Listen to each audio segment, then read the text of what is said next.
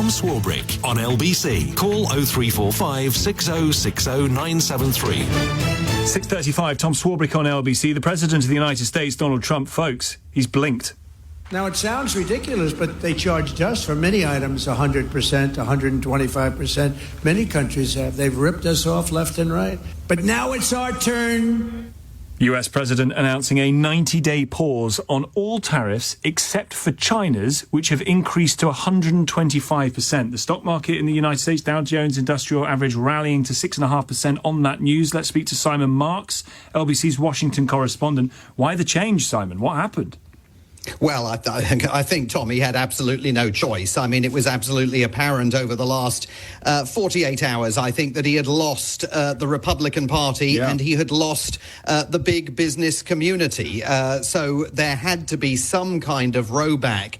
This is a very, very substantial U-turn that the President of the United States has announced over his own social media platform, Truth Social, saying that he's authorized a 90-day pause and substantially lowered reciprocal tariff during that 90-day period of 10% across the board. And he's making it clear in this statement that what this has now become is essentially a trade war against one country, China, rather than a trade war against the rest of the world. And I think it was pushback from Republicans on Capitol Hill and from the major titans of industry that had backed him. Elon Musk, of course, taking his economic advisor Peter Navarro to task on social media, Jeff Bezos, Mark Zuckerberg, Sam Altman of OpenAI, Jamie Dimon of Goldman Sachs, a whole host of figures who over the weekend had made it clear that they had no more appetite for the nonsense that the president dished up last Wednesday.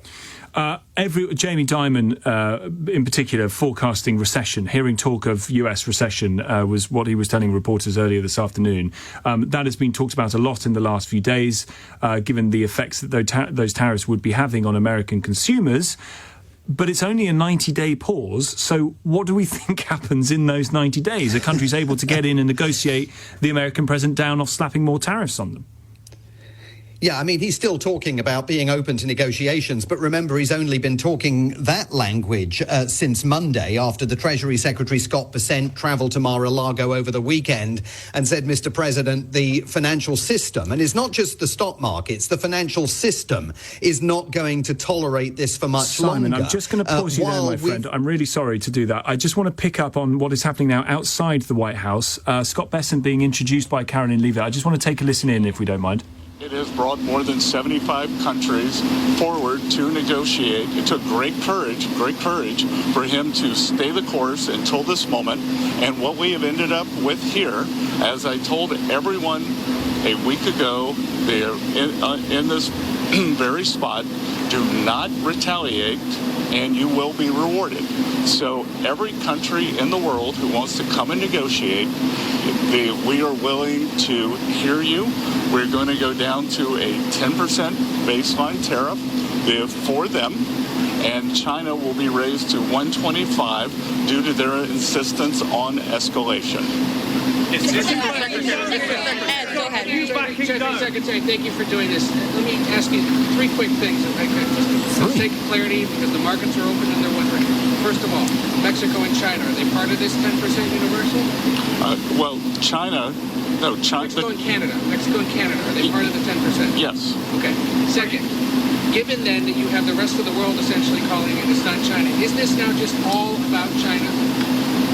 Well, it's about bad actors, and what we will see is some of the very early countries are China's neighbors. That we're going to see. I'm seeing Vietnam today. Japan's at the front of the queue. South Korea, India. So we will see. And as I've repeatedly said, and President Trump has been saying it for years, China is the most imbalanced economy in the history of the modern world, and they are the biggest source of the U.S. trade problems. And indeed, they are problems for the rest of the world, because what we've seen is that as the U.S. announced a tariff wall last week, many of those goods have already started flooding into Europe. So as you see it now, this trade war is China versus the rest of the world. Well, I'm not calling it a trade war, but I'm saying that China has escalated, and President Trump responded very courageously to that, and we are going to work on a solution with our trading partners. If I could just, excuse me, Raquel, if I could just add to what the Secretary said. Many of you in the media clearly missed the art of the deal. You clearly failed to see what President Trump is doing here. You tried to say that the rest of the world would be moved closer to China when in fact we've seen the opposite effect. The entire world is calling the United States of America, not China, because they need our markets, they need our consumers, and they need this president in the Oval Office to talk to them. And that's exactly why more than 75 countries have called, because the United States of America is the best place in the world to do business. And as the president has shown great courage, as the secretary has said, in choosing to retaliate against China even higher. Elena, go ahead. Hi, thank you, Treasury Secretary Bessent. Can you explain more of the decision-making on what feels like a reversal here? I mean, just these went into effect less than 15 hours ago, these tariffs. Why the pause now? What led to that? No. Again, President Trump created maximum negotiating leverage for himself, and which tariffs went into effect 15 hours ago? The ones that we have lowered went into effect a week ago. They were announced a week ago, and we have just been overwhelmed by the response from mostly our allies who want to come and negotiate in good faith. So we are expecting them to come with their best deal. As I said a week ago today, don't retaliate. Hold your ground. Let's see what happens. And China, they kept escalating, and now they have 125% tariffs that will be effective immediately. Mr. Secretary, go ahead. Mr. Secretary, thanks so much for doing this. The 90-day pause on the reciprocal tariffs, is that because of the whiplash that we've been seeing across the financial markets? How much was, what we saw in the stock markets, a part of this decision? No, it's because because of the large number of inbounds. We've had more than 75 countries contact us, and I imagine after today there will be more. So it is just a processing problem. Each one of these solutions is going to be bespoke. It is going to take some time, and President Trump wants to be personally involved. So that's why we're getting the 90-day pause. Clarification. Mr. Secretary, there was a tweet that you and Secretary Lutnick were in the Oval Office with the president talking about this. Can you talk about I can't hear that. Can you hear that? What's the question? Let's see what the answer is, and then maybe we can work out the question. Look, it's all the president's decision, and the president had a level in mind to raise the China tariffs, and then he had the essentially the 3-month pause in mind, and we were discussing the exact wording.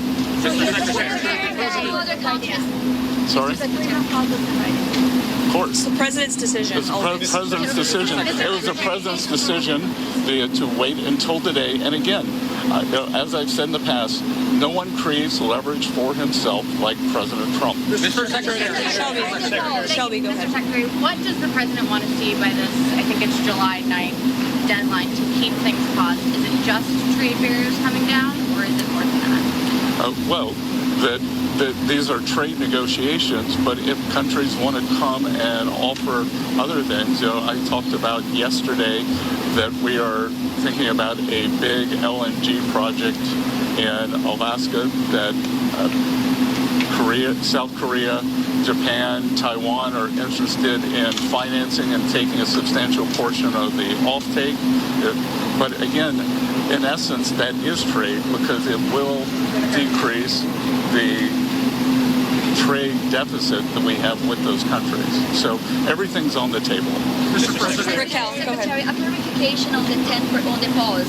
What happened to those countries who just had 10% baseline tariffs, like Brazil and others? Are they still going to have this 90-day pause? Because you were saying that there will be a tariff of 10% for others. So what happened to those who just had a 10%? Yeah, that's going to remain. And do you call this an embargo to China? Pardon? You call this an embargo to China, a trade embargo? Well, I'm not sure what you mean by the word embargo. 125%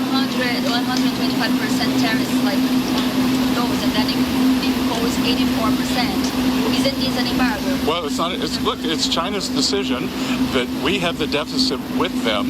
They sell us almost 5 times what we sell them. So again, I think it's an own goal by China. Mr. Secretary, Mr. Secretary, does this signal that you're confident that you're going to be able to strike a satisfactory deal with all these 75 nations that have approached you? It signals that President Trump cares about trade and that we want to negotiate in good faith. And as I said, each one of these is going to be a separate, bespoke negotiation. So we are confident that having seen the other side of where this could go, and it was like I said last week, the market didn't understand. Those were maximum levels. The countries can think about those levels as they come to us to bring down their tariffs, their non-tariff trade barriers. We're going to discuss currency manipulation, subsidy of labor and industry. U.S. Secretary to the Treasury Scott Bessent outside the White House answering questions from journalists with what sounds like an industrial fan behind him. Why on earth they set these things up and you can't hear anybody? No idea. But there you go, folks. Was it all a game? Was it all a plan? Was it executed to perfection to bring everybody to the table to renegotiate their deficits, trading relationships with the United States, the non-tariff barriers? Everyone panicked and started to negotiate, but bound together because the Western world relies on the United States, save for the Chinese who chose to retaliate, who really were the subject of this game. They were the ones that Trump was taking on. Was this the plan, or was he panicked and has now chosen to reverse ferret? Simon Marks, what do you think? This was not part of the plan, Tom. There's no question about that. This is a complete 180 by a White House that has totally panicked over the last 24 hours because of the sell-off in U.S. Treasury bonds. Remember that U.S. Treasury bonds are normally considered the safe haven for investors when they flee the stock market. And the fact that people were fleeing Treasury bonds indicated to most sentient economists in the United States that Donald Trump was taking the country into the abyss, not just a recession, but the real possibility of a Great Depression-style meltdown. And so I think you've seen Republicans over the last few hours on Capitol Hill and big businesses, Delta Airlines. We were talking earlier about Jamie Dimon of Goldman Sachs, all saying to the president, you've got to do a U-turn. And you heard Scott Bessent there and Caroline Levitt making a desperate attempt to indicate that this was all due to the courage of Donald Trump's leadership, and also in the case of Caroline Levitt insisting, of course, that it was all the fault of the media for misconstruing the president. This is a president of the United States who last week was waxing lyrical about the American economy of the 1880s and 1890s and postulating that, like then, the United States of 2025 could end up in a position where its entire government was being funded by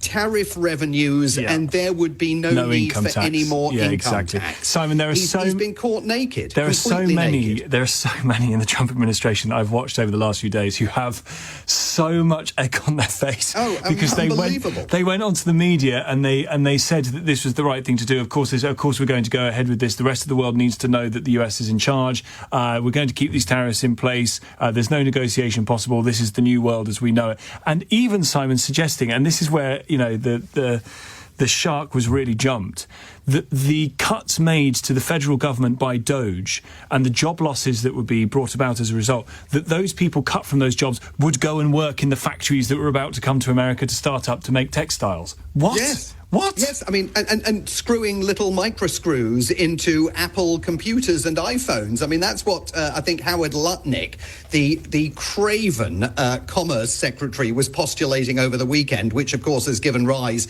to an enormous number of memes on social media. This is the biggest U-turn American politics and the economy has witnessed in the modern era. And, it's a little bit like, I mean, one can compare the scale of this to the ultimate defenestration of Liz Truss and her handling of the British economy along with Kwasi Kwarteng. But of course, in the United States, there is no 1922 committee. So Republicans have no mechanism for getting rid of Donald Trump and his senior lieutenants, except to drop the arm on him and to use their business associates to say this cannot continue. I think also, the fact that Rachel Reeves today was indicating that the UK was now willing to put itself out there as a stable investment haven, given that the United States has gone haywire. That cannot have played well in the corridors of power in Washington, D.C., because they could see a prominent European ally and many other countries essentially laughing at this self-inflicted wound. We talked about this on American Week last Friday, when Donald Trump said a week ago, the patient has survived the surgery was important, now the recovery is beginning. It was elective surgery. The patient never needed to have the operation in the first place. And how he puts everything back together again after this, while claiming victory. I mean, doubtless by the end of the day, he will be pointing to the soaring stock markets as an indication of triumph. 5.5% up. But it's been a disastrous week for him. All right. Simon, really appreciate it as always. Thank you very much indeed. Simon Marks, LBC's Washington correspondent.